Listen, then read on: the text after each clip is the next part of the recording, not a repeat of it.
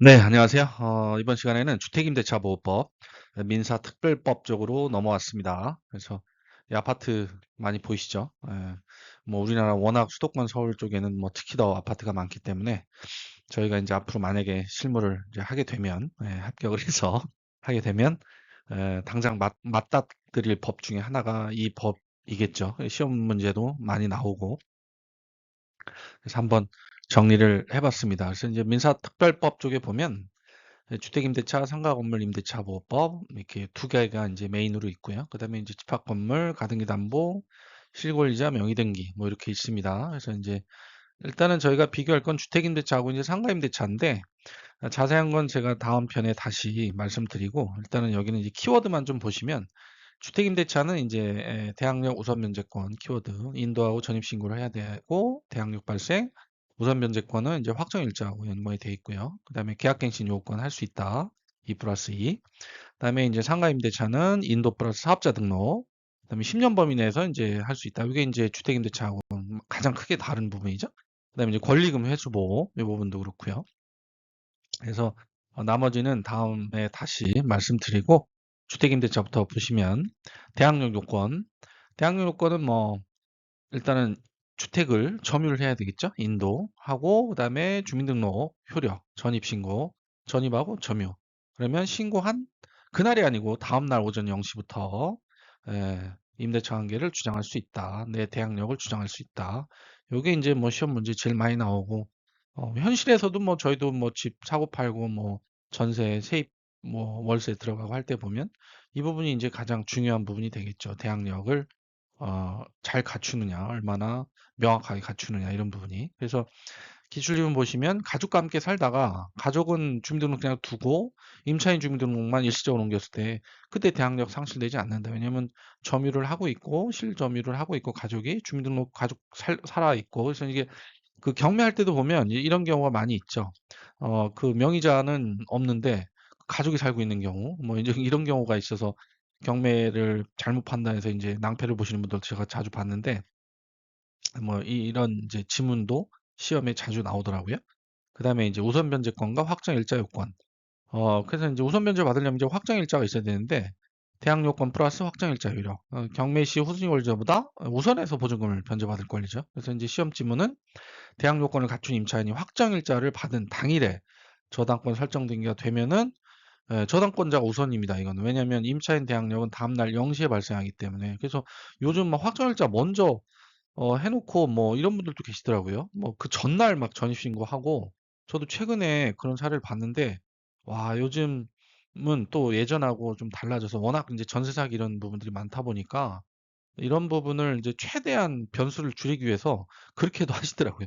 근데 이제 문제는 이 동의도 안 받고 그렇게 하시는 분들이 계셔서 저도 좀 당황스러웠던 경험이 있는데 아무튼 우선 변제 받으려면 확정일자 요건을 갖춰야 되고 그게 당일에 같은 날 발생을 하면 저당권자가 우선이기 때문에 저 임차인 대항력은 다음날 0시에 발생하기 때문에 확정일자가 그래서 이제 이런 부분도 유의해야 되고 시험 문제에도 자주 나온다 보시면 되고요. 그다음에 임차권 등기 명령. 요거는 이제 임대차가 끝났는데 종료된 게 중요합니다. 임대차가 끝났는데 시험 문제 이제 안 끝나고 임차권 등기 명령 한 거 이런 게 나오거든요. 그건 이제 안 되죠. 해당이 안 되고 일단 임대차 계약이 끝나야 됩니다. 끝났는데 보증금을 집주인이 안 주는 거예요.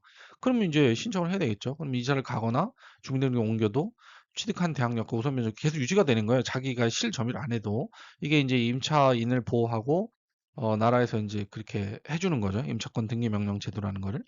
그래서 비용도 청구할 수 있고요. 임차인, 임대인한테. 왜냐면 임대인이 제 날짜에 안 줬잖아요. 보증금을. 그래서 이제 임차인 등기명령 집행에 따라서 임차권 등기가 마친 주택을 그 이후에 임차한 소액 임차인은 최우선 면제. 이거는 임차권 등기가 맞춰졌으면은 그 다음에 들어올 사람은 등기 때 보면은 여기 보증금을 못 받고 나간 사람이 있네. 한번 들어오면 안 되죠. 그 다음에는. 근데 소액 임차인이 또 들어왔어요. 그럼 이 사람은 자기 잘못이죠. 뭐 등기부 확인도 안 하고 이건 뭐 공인중개사도 확인을 했어야 되는 부분이고. 그러니까 이제 먼저 등기한 사람을 보호해야 되기 때문에 뒷사람을 최우선 변제를 해주면은 안 되잖아요. 그럼 이 사람은 지금 이 사람 최우선 변제 가져가고 난 다음 금액을 가져가야 되니까. 그래서 안 되는 거죠. 임차권 등기가 맞춰진 주택의 소액 임차인이라 하더라도 최우선 변제를 받을 수가 없다. 이 부분도 시험에 자주 나오죠.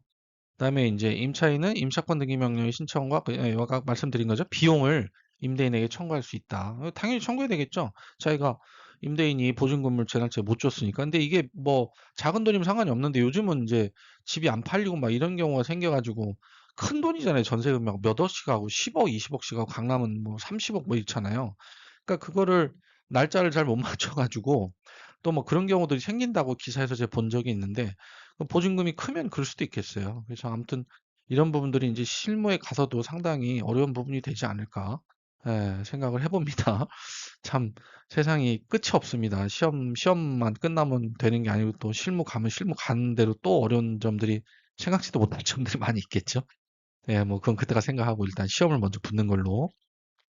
자, 그다음 네 번째, 계약갱신 요구권 행사 기간. 요거 이제 계약갱신 요구권을 임차인이 요청할 수 있죠. 그래서 이제 끝나기 전에 임대차 기간 끝나기 전 6개월에서 2개월 전까지 한 번 하나에 사용할 수 있고 2년 보장. 근데 집주인이 만약에 들어온다 그러면 거절할 수 있는 거 있지. 내가 직접 산다 그러면 여기 있죠. 직계 좀비속도 포함이네요. 그러면 부모나 아들도 포함이라는 얘기인데 그렇군요. 아무튼 집주인이 들어온다 그러면 거절할 수 있습니다. 2년 살고 나가야 될 수도 있어요. 그다음에 최단 존속 기간. 2년 미만으로 정한 임대차는 무조건 2년을 본다. 근데 이제 임차인은 2년 미만으로도 나갈 수는 있습니다. 근데 어쨌든 임차인을 보호하는 규정이죠, 이것도. 무조건 안정했으면 2년은 살 수 있다. 그다음에 보증금 회수, 경매시 대항력. 요거는 이제 양수인은 임대인이 지를 승계양수, 그렇죠. 승계보험으로 매각이 됐더라도 선순위가 있어야 대신 임차인이 선순위가 있어야지 그 뭡니까 저 앞에 저당권이 있다거나 나보다 순위가 높은 저당권이 있거나 하면 그거 안 되죠. 그러면 내가 임차인이 선순위일 때 이제 임차권의 존속을 주장할 수 있는 거지. 내가 선순위가 아니면 요 앞에 선순위 중요합니다. 선순위 저당권보다 내가 앞서 있어야 됩니다.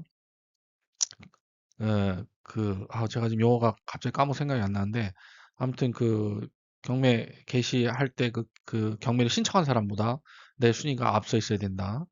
그 다음에 이제 별도 배당 요구, 우선 변제권이 있는 임차인이 경매 열차에서 보증금을 회수하려면 배당 요구의 종기일까지 배당 요구를 하야 된다. 이거 당연하죠. 예. 우선 변제권이 있더라도 경매 절차에서 내가 선순위면 상관이 없어요. 선순위면은 어차피 인수를 해야 되기 때문에 낙찰받은 사람이 인수를 해야 되니까 뭐 배당 요구 안 해도 어차피 요즘은 또 경매 협상한다고 일부러 선순위 대항력 갖춘 임차인들은 그 배당 요구를 안 하시는 분들도 계신다고 하더라고요. 근데 어쨌든 간에 선순위는 뭐 이래나 저래나 다 받을 수 있는 상황이니까 이렇게 되는데 그게 아니고 내가 선순위는 아니고 그냥 우선 변제권만 있는 경우에는 배당 요구 종기까지 배당 요구를 해야 배당을 주는 거지. 안 그러면 배당을 법원에서 챙겨주질 않으니까 배당 요구 종기일까지 무조건 배당 요구를 해야 된다. 우선 변제권. 요거는 헷갈리면 안 됩니다. 그냥 우선 변제권이 있는 거하고 선순위 대항력을 갖춘 우선 변제권이 있는 거하고는 차원이 다르기 때문에 이거 잘 보셔야 되고요. 그래서 이제 기출문제 우선 변제권 나왔네요. 옳은 거. 대항 요건을 갖췄어요. 확정일자 받았어. 근데 점유율 산실했어. 그러면 유지가 될 수가 없죠. 점유 상실했는데. 인도 주민등록 있어야 유지가 되는 거죠. 틀렸고. 우선 변제 임차인이 가졌는데 임차인이 반환 채권을 양수한 금융기관은 우선 변제권을 승계한다. 그렇죠. 이 금융기관 이게 무슨 요즘에 경매 들어가면 그 우선 변제권 가지고 있는 그 금융기관 뭐 국가에서도 많이 갖고 있고 요즘은 이게 등기해 보면 보증금 반환 채권 이게 이제 전세 사기 때문에 그런지 엄청 많아요. 그래서 임대차 보증 반환 채권을 양수한 금융기관 우선 변제권을 승계합니다. 이거는 이제 법적으로 이렇게 돼 있기 때문에 이게 경매 하시는 분들은 아마 많이 보실 거예요. 그다음에 확정 일자를 먼저 받은 다음에 대항 요건을 갖췄다면 대항 요건을 갖춘 즉시 우선 변제권이 발생한다. 이런 거 이제 조심해야 돼요. 즉시. 저도 이게 자꾸 속아 넘어가는데 즉시가 아니죠. 이길 다음 날 0시에 발생이잖아요. 대항 요건은. 그래서 즉시 이런 말 나오면 일단은 의심의 눈초리로 봐야 됩니다. 예. 그다음에 임대차가 종료된 후 보증금을 못 받았죠. 임차권 등기명 신청했어요. 비용을 청구할 수 있다고 아까 말씀드렸죠? 청구할 수 있고. 이건 당연한 거 아니겠어요? 집주인이 잘못했으니까 비용 물어줘야죠. 그다음에 우선 변제금 보증금 전액 배당 받았어요. 임차인이. 그러면 그 임대차가 즉시 종료된 것을 보냐? 그렇지 않다는 거죠. 전액 배당 받았어도 경락인에게 주택을 인도할 때까지 임대차 관계가 존속하는 그래야 되지 않겠어요? 근데 보증금만 배당받았다고 이 임차인의 그 어떤 권리랄까요? 그게 그냥 싹 날아가면은 이 사람 뭐 그거에 맞춰서 막 움직여야 되고 그러면은 너무 불리하잖아요. 그러니까 이제 주택을 인도할 때까지 그것도 그 협의를 하라는 거죠 한마디로. 그냥 낙찰 받는 사람하고 현재 살고 있는 집주인 저기 임차인하고 저는 그렇게 이해를 했습니다. 그래서 그 바로 이것도 즉시 이 즉시 나오면 일단 의심해야 됩니다. 즉시. 자, 오늘은 여기까지 하겠습니다. 감사합니다.